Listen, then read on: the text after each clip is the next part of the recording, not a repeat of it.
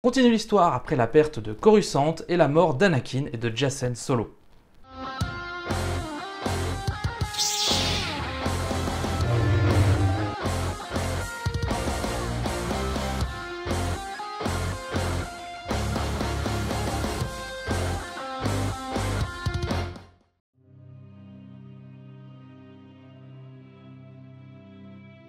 Après la perte de Coruscant, les flottes de la Nouvelle République, sous l'impulsion de Wedge Antilles, parviennent à se réunir et à reprendre Borlayas, clé essentielle d'une éventuelle reconquête de la planète capitale. C'est notamment l'une des premières sorties de l'escadron Soleil Jumeau monté par Luke Skywalker, comprenant Corran Horn et Mara Jade. Des sénateurs ayant fui Coruscant se retrouvent sur la planète et le sénateur Poe, opposant des Jedi, s'autoproclame président, ce qui va obliger Wedge à négocier avec lui afin d'obtenir les moyens de continuer la guerre contre les Yuuzhan Vong.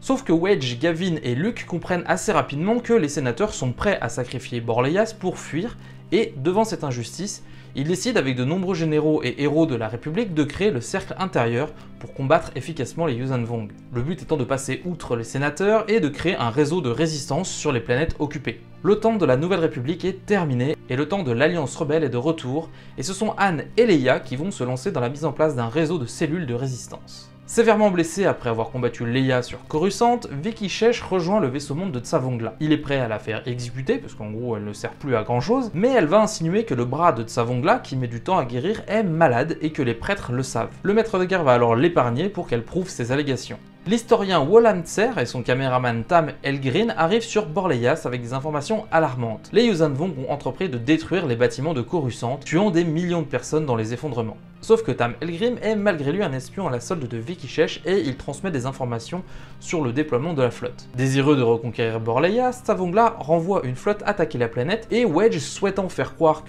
aux Yuuzhan Vong qu'il y a quelque chose d'important, il va la défendre suffisamment pour que, en gros, ça paraisse intéressant. Mais il va pas non plus y consacrer beaucoup de ressources pour éviter d'en perdre trop éventuellement. Malheureusement, l'arrivée soudaine du Lusankia et du Faucon Millennium l'oblige à remporter la bataille sous peine de perdre d'autres vaisseaux et ces victoires fait de Borlayas une cible principale pour les Yuuzhan Vong. Devant cette défaite imprévue, Tsavongla demande à son père, Xul'Kangla, de prendre le commandement d'une flotte pour reprendre Borlayas, et dans le même temps, il fait venir Namiyim pour contrôler son implant. Au cours du séjour sur Borlayas, Luke a plusieurs visions inquiétantes au sujet d'une manifestation obscure sur Coruscant. Souhaitant en savoir plus, il planifie une expédition à laquelle Mara refuse de participer pour ne pas abandonner Ben. Quand Jaina arrive sur Coruscant en compagnie de Kip Duron et de Jack Fell, Luke lui offre le commandement de l'escadron Soleil Jumeau afin qu'elle l'utilise contre les Yuuzhan Vong. Jaina a déjà été associée à Yun Arla, la déesse Yuuzhan Vong de la tromperie, et la voir voler dans une formation Soleil Jumeau ne serait qu'un affront de plus pour les Yuuzhan Vong. Jag et Kip rejoignent à leur tour l'escadron.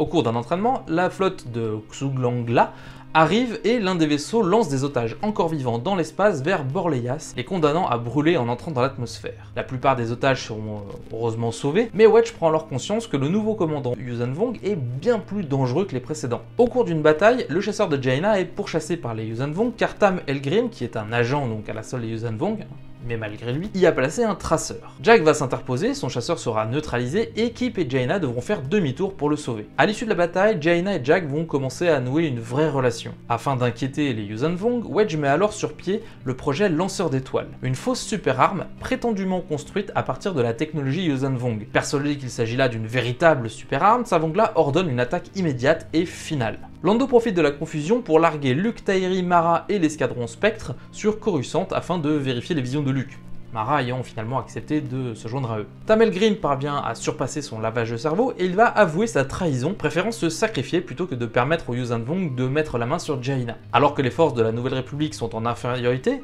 lors d'une nouvelle attaque, le Lusankia fait irruption et bombarde la planète, anéantissant les troupes Yuuzhan Vong qui s'y trouvent. Devant ce désastre, Xul'Kangla ordonne la retraite.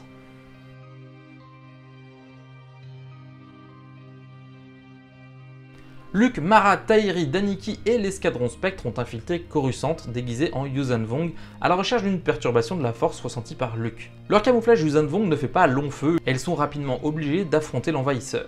Ils parviennent toutefois à s'en sortir et rencontrent un groupe de survivants qui leur apprend qu'un dénommé Lord Nyax terrifie les bas-fonds. Luke est assez surpris car Lord Nyax est le nom d'un croque-mitaine d'une vieille légende, et c'est assez surprenant que quelqu'un de réel utilise ce nom. Au cours de leur road trip sur Coruscant, Daniiki et l'escadron Spectre rapportent que les Yuuzhan Vong ont entrepris de transformer la planète et que cela ne se limite pas à la faune et à la flore, mais que le climat se modifie également. Il semblerait d'ailleurs que la modification ait déjà dépassé le point de non-retour. Averti de la présence de plusieurs Jedi sur Coruscant, Tsavongla envoie de nombreux guerriers menés par Viki Shesh les capturer. De son côté, avec l'aide de Nen Nim, il démasque le maître modeleur Gitra Dal qui avait volontairement saboté la greffe du bras du maître de guerre. La modeleuse va alors créer un remède qui va guérir le bras sans que le traître ne s'en aperçoive. Mais la vengeance de Tsavongla est assez expéditive puisqu'il va enfermer les traîtres avec 4 rancors, qui sont sans doute très affamés. Sur Coruscant, après plusieurs échauffourées, le groupe de Luke, les Yuuzhan Vong et Lord Nyax se rencontrent enfin. Lord Nyax, qui est en réalité Irek Ismaren, le fils de Roganda Ismaren, dévaste les rangs des Yuuzhan Vong, mais il sera finalement abattu par Luke et Mara. D'ailleurs, un petit peu plus tôt, les Jedi avaient découvert les restes de Roganda que Irek avait vraisemblablement tué. Après ça, le groupe repart pour Borlayas et ils arrivent juste à temps pour la bataille finale contre Xul Kangla. Pendant qu'ils crapahutaient sur Coruscant, Wedge et sa flotte font face à plusieurs assauts Yuuzhan Vong et les pilotes de X-Wing ont fait des miracles, notamment Jaina, Jag et Kip, qui sont parvenus à perturber les basales d'Ovin des Corus Keepers. Pour la bataille finale, Wedge décide de sacrifier le Luzankia pour éperonner et détruire le vaisseau amiral Yuuzhan Vong. Pour Tsavongla, malgré la perte de son père, qui était du coup à bord du vaisseau amiral, c'est une victoire car la planète a été reprise, bien que plusieurs domaines de guerriers aient définitivement été détruits.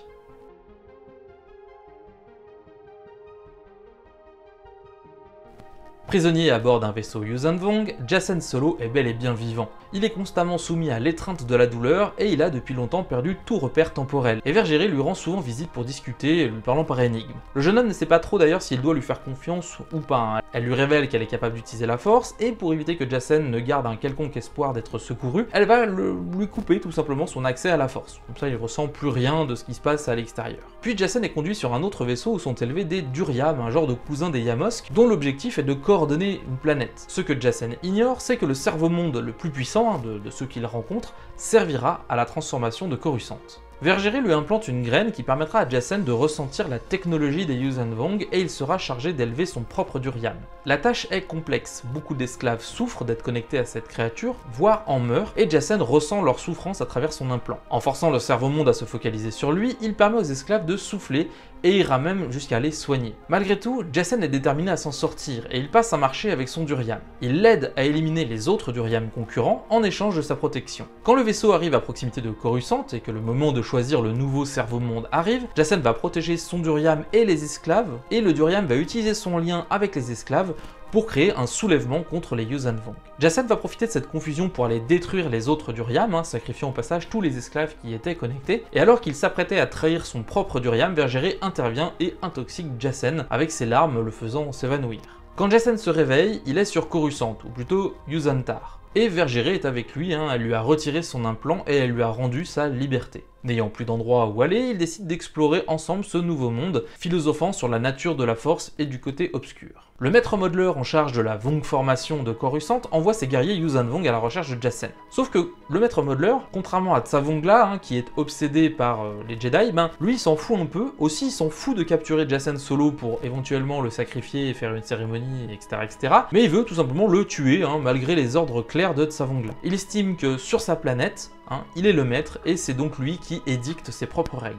En fuyant les guerriers à leur trousse, Jacen et Vergéré s'enfoncent dans les bas-fonds de la planète où le côté obscur se fait de plus en plus pressant. Affaibli par les épreuves précédentes, Jacen s'évanouit, encore une fois, et à son réveil, il peine à respirer et ne pouvant plus utiliser la force pour se soigner, il se sent démuni, en colère, et il attaque Vergéré, mais il ne la tue pas, se ravisant juste avant.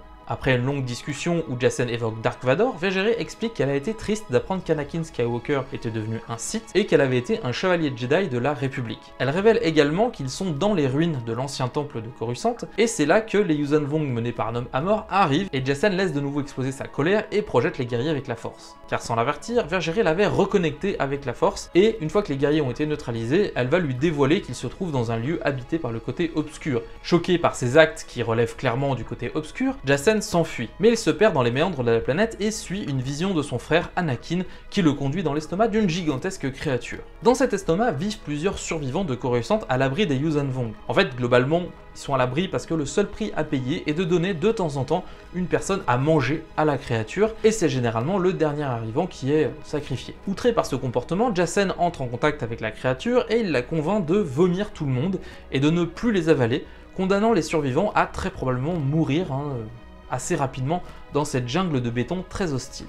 Finalement, Jacen retrouve le chemin de son ancien appartement et discute avec la vision de son frère qui le ramène dans un état de lucidité relative. Fergéré finit par le retrouver, mais elle n'est pas la seule. Nom Anor ainsi qu'une escorte de guerriers l'accompagnent. Sauf que là, l'exécuteur traite Jacen comme s'il était l'incarnation d'un des dieux jumeaux, et Nom Anor va même tendre à Jacen le sabre d'Anakin Solo.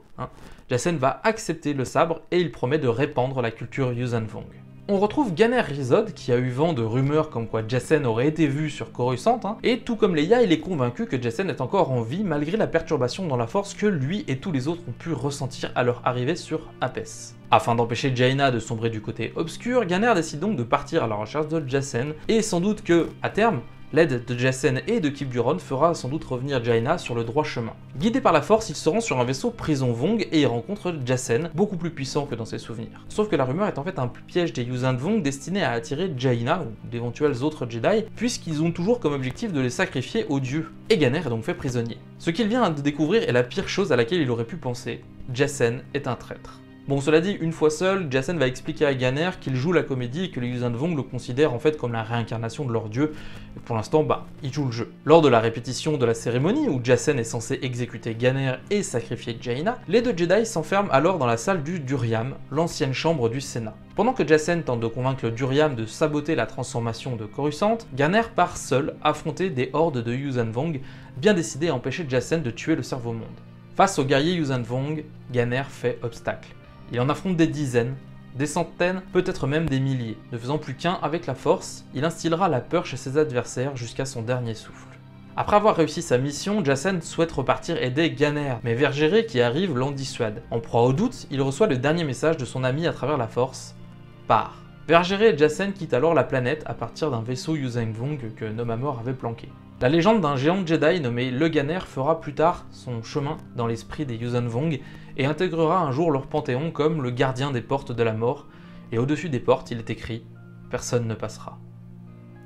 Voilà, cette vidéo est maintenant terminée, j'espère qu'elle vous a plu, qu'elle se terminait sur une note pas forcément positive, mais c'est un des plus grands moments du Nouvel Ordre Jedi. Il y a eu quelques petites différences de tournage sur cette vidéo parce que j'ai changé de micro, alors j'ai un micro cravate qui est planqué par là, et j'ai un peu modifié la gestion du fond vert, j'espère que ça s'est vu. Si ça s'est pas vu, c'est que je faisais peut-être bien mon boulot avant. Dites-moi si vous avez trouvé que c'était mieux ou moins bien. Donc voilà. En tout cas, je vous donne rendez-vous très bientôt pour une prochaine vidéo. Ciao!